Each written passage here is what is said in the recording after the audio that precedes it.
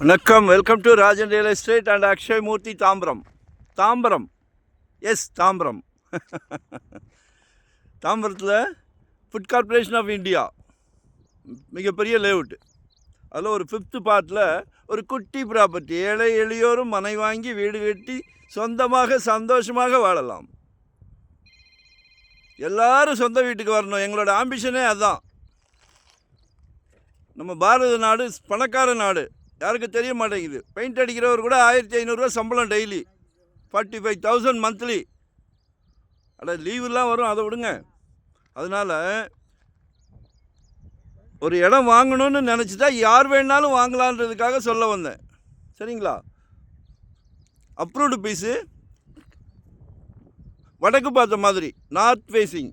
மக்கள் ரொம்ப விரும்புகிறீங்களே, ஈஸ்ட் நார்த்தெலாம் ரொம்ப விரும்புகிறீங்களே. 30 feet ரோடு,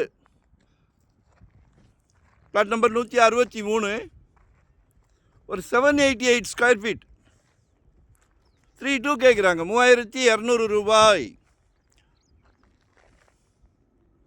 மிஸ் பண்ணாதீங்க.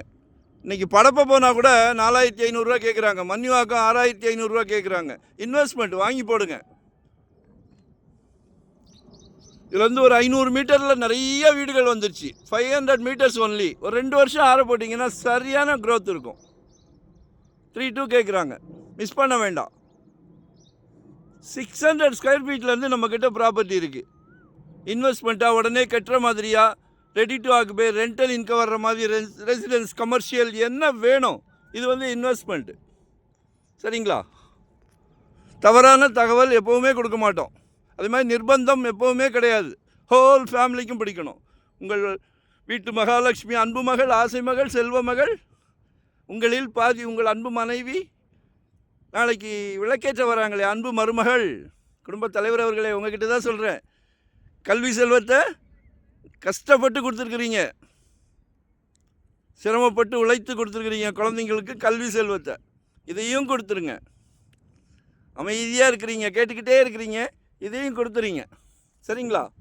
முடியும். குடும்பத் தலைவரும்